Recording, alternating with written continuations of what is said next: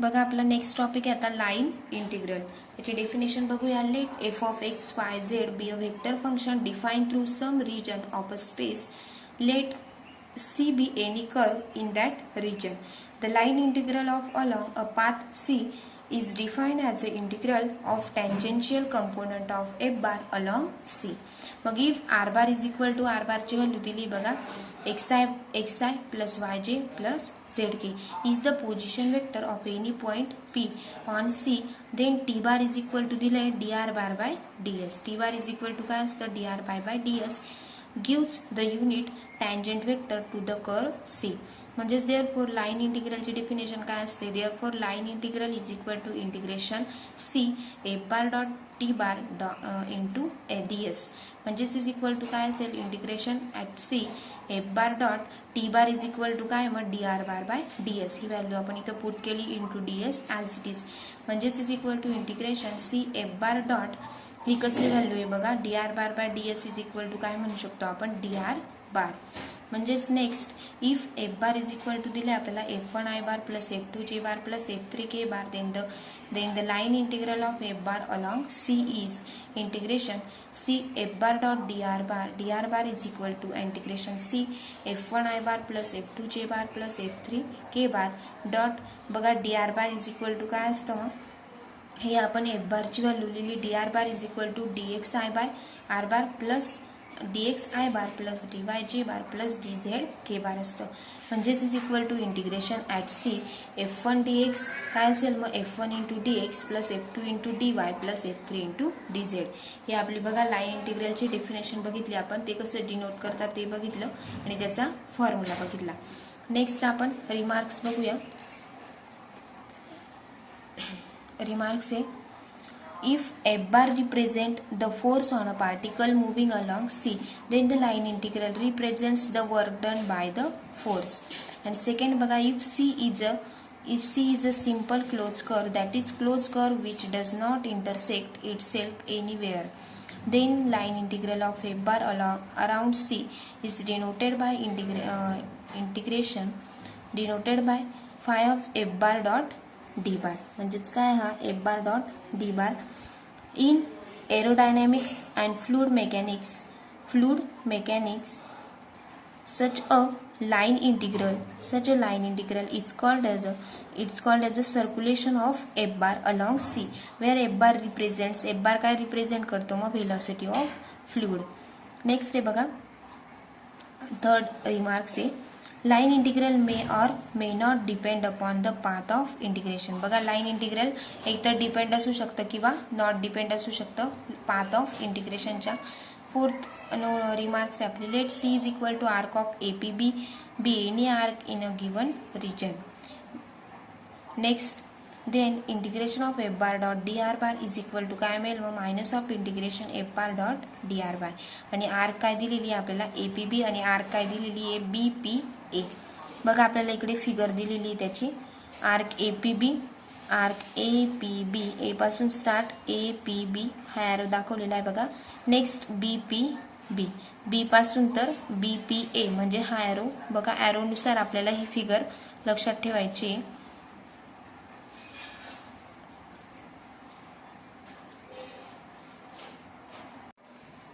Next बघा आता आपण एक्झाम्पल बघूया. फर्स्ट एक्झाम्पल आहे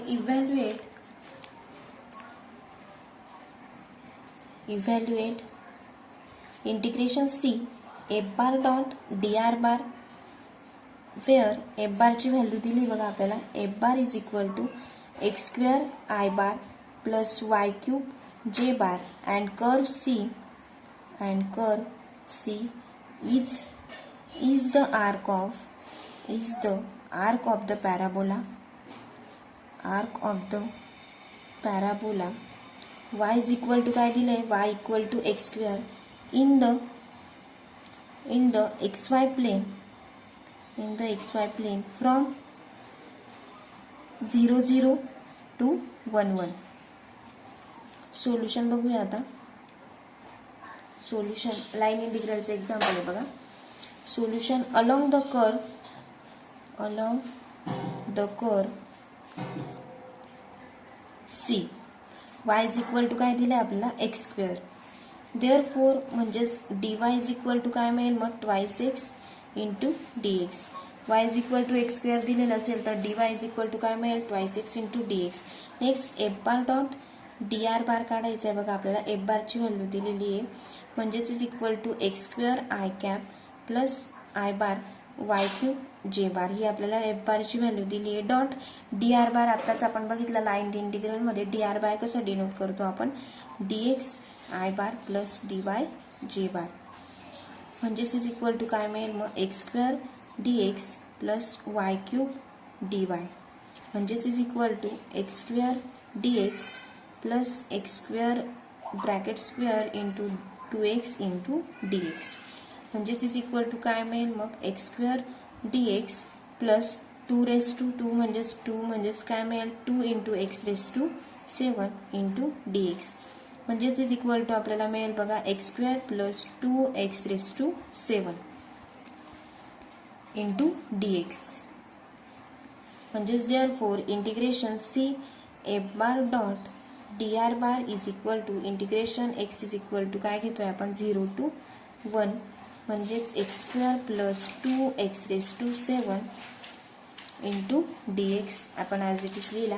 म्हणजेच इज इक्वल टू बघा त्याचं आपल्याला इंटिग्रेशन काढायचं आहे.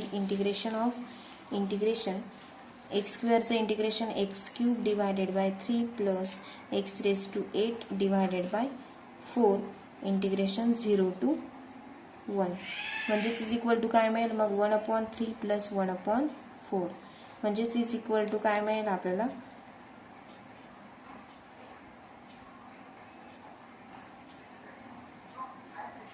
Is equal to 7 divided by 12 हे त्याचं काय मिळेल सोल्युशन मिळेल बघा. नेक्स्ट एक्झाम्पल आहे बघा evaluate integration x dy minus y dx around the circle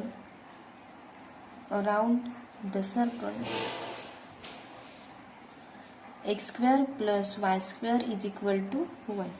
मग बघा आपल्याला त्याचं सोल्युशन बघायचं आहे. Solution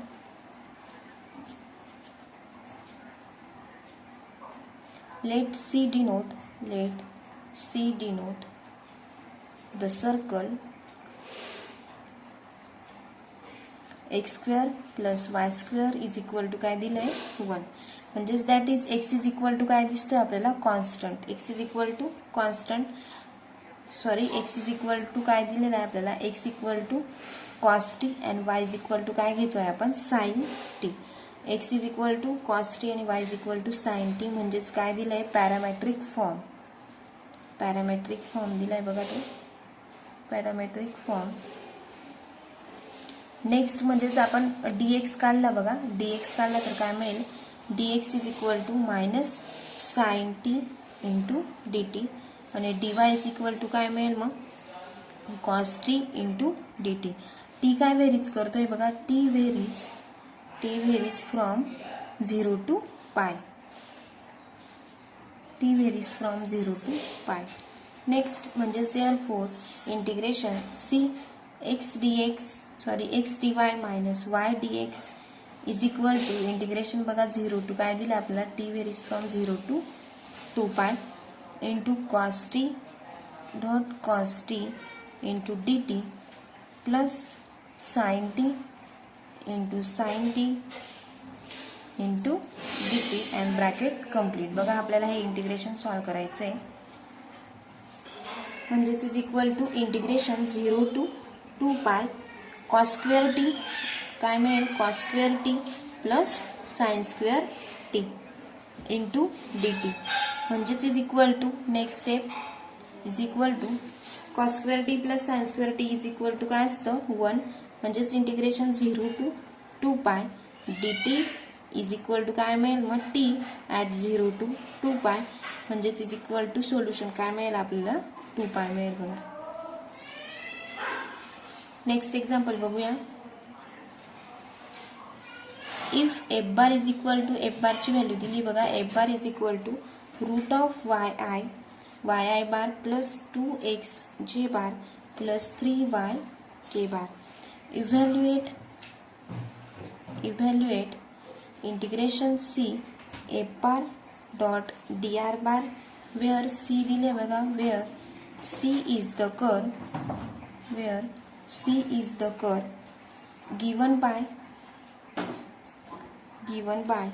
R bar is equal to दिले बघा, आर बारची व्हॅल्यू दिलेली आपल्याला t I bar plus t square j bar plus t cube k bar from t is equal to काय दिलंय, from t equal to 0 to t equal to काय दिलंय 1. बघा solution. The parametric equation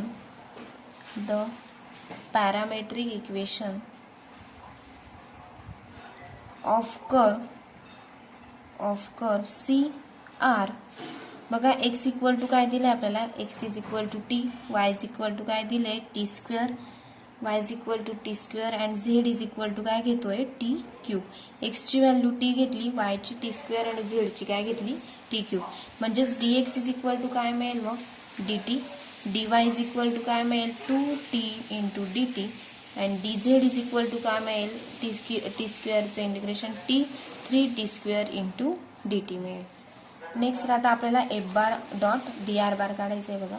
next आहे बघा f bar dot D R bar is equal to काय दिलं आहे आपल्याला, root Y into D X plus 2x into D Y plus 3y into T Z. म्हणजेच इज इक्वल टू काय मिळेल T into D T plus 4t square D T plus 9t⁴ into D T. म्हणजेच is equal to मिळेल बघा T plus 4t square plus 9t⁴ into D T. बघा आपल्याला काय करायचं आहे, याचं इंटिग्रेशन काढायचं आहे. म्हणजेच integration C F bar dot D R bar is equal to integration 0 to 1 T plus 4t square plus 9t⁴ into D T. म्हणजेच इज इक्वल टू काय मिळेल आपल्याला T square divided by 2 plus 4 into T cube divided by 3 plus 9 into t⁵ divided by 5. Integration काय दिलं आपल्याला 0 to 1.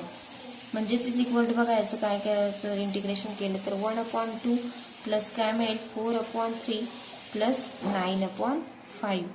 म्हणजेच is equal to बघा जर आपण याचा एलसीएम काढला, एलसीएम कसा काढता हे आपल्याला माहिती आहे की त्याचं काय करायचं डिनॉमिनेटर सेम करून घ्यायचं. डिनॉमिनेटर सेम करून जर आपण त्याचा एलसीएम काढला तर काय मिळतोय 15 टू जा 30.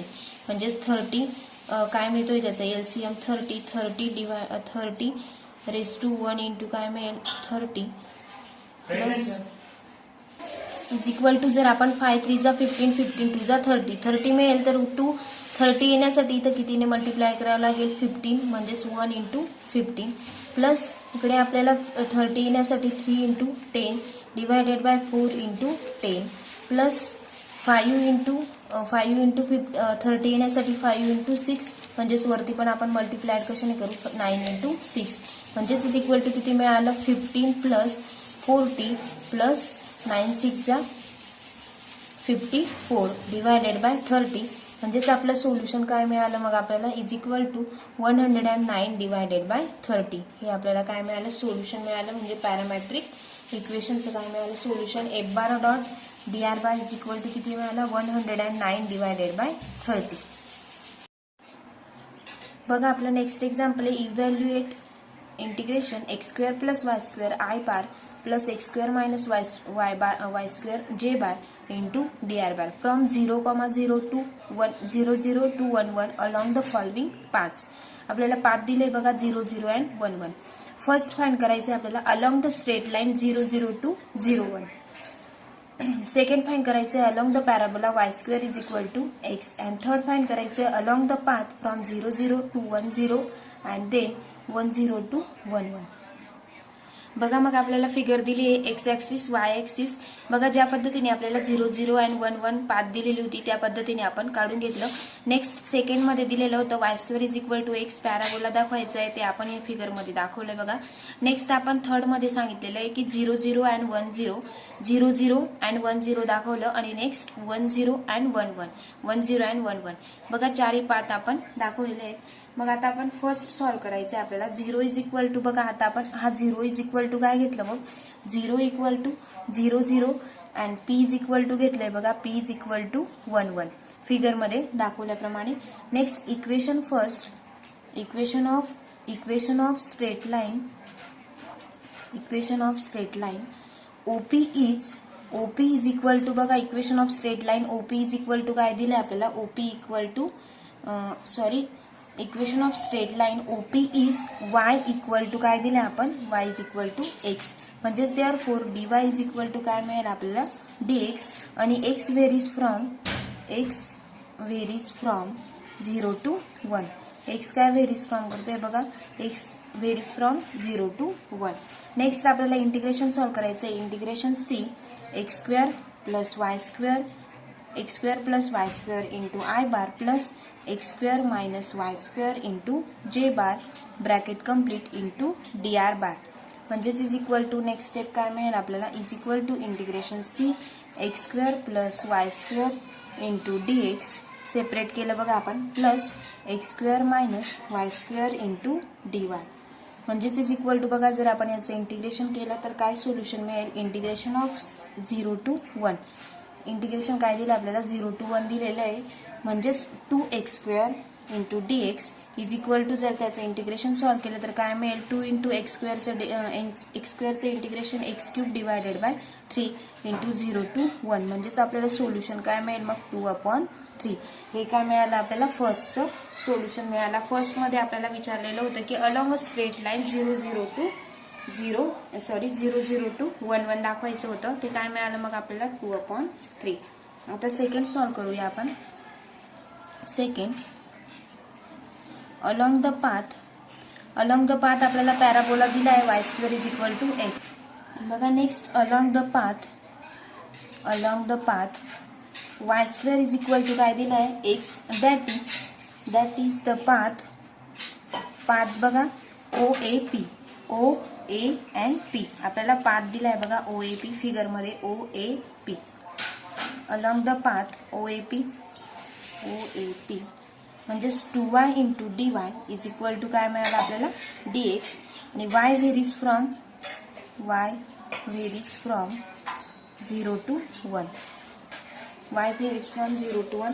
बघा आपल्याला इंटिग्रेशन सॉल्व करायचं आहे. Integration C x square plus y square into dx plus x square minus y square into dy. म्हणजेच इज इक्वल टू काय मिळेल मग आपल्याला, integration of 0 to 1 y raise to 4 plus y square into 2y dy plus y raise to 4 minus y square into dy. म्हणजेच is equal to आपल्याला मिळेल बघा, integration 0 to 1 2y raise to 5 plus y raise to 4 plus 2y cube minus y square into dy. म्हणजेच is equal to बघा, जर आपण त्याचं integration solve केलं तर काय सोल्युशन मिळणार आहे, 1/3 प्लस 1/5 प्लस 1/2 मायनस 1. म्हणजेच इज इक्वल टू, जर आपण हे सॉल्व केलं त्यांचा एलसीएम काढून एलसीएम सारखा करून तर आपल्याला काय मिळणार आहे, सोल्युशन 1/30. सोल्युशन जर आपल्याला पॅराबोलाचं दाखवायचं होतं y square is equal to x, तर ते काय मिळालं, 1/30. थर्ड सॉल्व करायचंय बघा, integration C x square plus y square. आपल्याला थर्ड मध्ये विचारलंय बघा, along the path from 0 to 10 then 10 to 11. Integration C x square plus y square into I bar plus x square minus y square into जे bar dot dr bar. म्हणजेच is equal to काय मिळेल, integration C x square plus y square into dx plus x square minus y square into dy. काय केलं आपण, हे separate केलं. म्हणजेच is equal to integration C काय दिलेलं आहे, 0 OL म्हणजेच OL into integration x square plus y square into dx plus x square minus y square into dy plus integration OL आणि काय दिलेलं आहे, LP. OL अँड LP ला काय दिलेलं आहे, 0 पासून तर 10 पर्यंत OL ला दिलं आहे आणि 01 to 11 कशाला दिले आहे, LP पर्यंतची लाईन दिलेली. म्हणून आपण त्या पद्धतीने घेतलं. म्हणजेच x square plus y square into dx plus x square minus y square into dy. along OL y is equal to काय घेतलं आपण 0 म्हणजेच dy इज इक्वल टू काय घेतलं 0. x varies from 0 to 1. x varies from 0 to 1 म्हणजेच therefore integration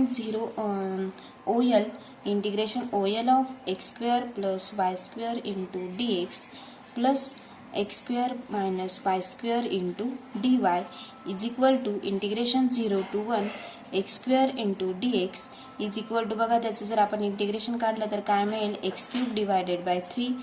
integration काय दिलंय 0 to 1 दिलेलं आहे म्हणजेच इज इक्वल टू काय मिळेल आपल्याला 1/3. मग नेक्स्ट आपण अलॉंग एलपी बघूया. Along LP x is equal to काय घेतला आपण एक्स इज इक्वल टू 1 म्हणजेच dx इज इक्वल टू काय मिळेल आपल्याला 0 and y varies from 0 to 1.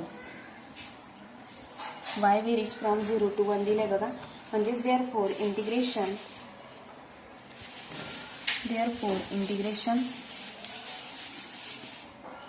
LP of x square plus y square into dx plus x square minus y square into dy म्हणजेच equal to integration of 0 to 1 काय मिळेल मग 1 minus y square into dy म्हणजेच is equal to बघा याचं जर integration केलं y minus y स्क्वेअरचं integration y cube divided by 3 integration काय दिलं आहे 0 टू 1 म्हणजेच इज इक्वल टू काय मिळेल y म्हणजे 1 0 टू 1 दिले 1 मायनस 1/3 म्हणजेच 3 1 जा 3 3 मायनस 1 2 2/3 म्हणजे सोल्युशन काय मिळालं आपल्याला 2/3 मिळालं बघा. म्हणजेच देअरफोर आपल्याला दोघांची काय करायची मग ॲडिशन करायची एलओची आणि एलपीची म्हणजेच therefore integration C x square plus y square into I bar plus x square minus y square into जे bar dot D R bar is equal to काय मिळेल मग फर्स्ट आपल्याला काय मिळालं होतं एलपी इज इक्वल ओ एलचं 1/3 प्लस एलपीचं काय मिळालं 2/3 म्हणजेच इज इक्वल टू काय मिळेल 3/3 म्हणजेच इज इक्वल टू 1 मिळेल. सोल्युशन काय मिळालं त्याचं 1 मिळालं. म्हणजेच नोट दिली बघा आपल्याला नोट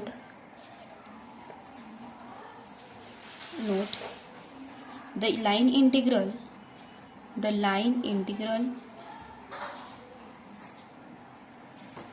has different